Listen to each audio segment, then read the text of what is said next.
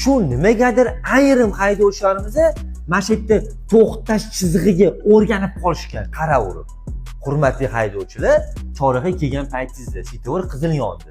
Agar to'xtash chizig'i bo'lmasa, o'chib ketgan bo'lsa, ko'rinmayotgan bo'lsa, yomg'ir yog'ib ketib ko'rinmayotgan bo'lsa, qor yog'ib ketib ko'rinmayotgan bo'lishi mumkin.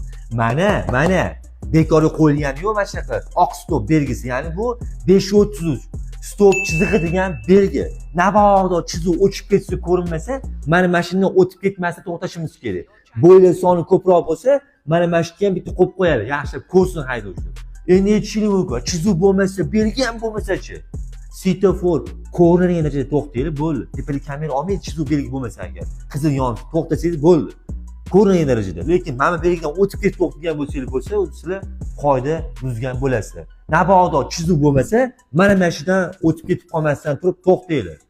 Eslab qo'yinglar, videolarimizni manfaati bo'lgan like bosib qo'yinglar, qoidalarga rioya qilinglar.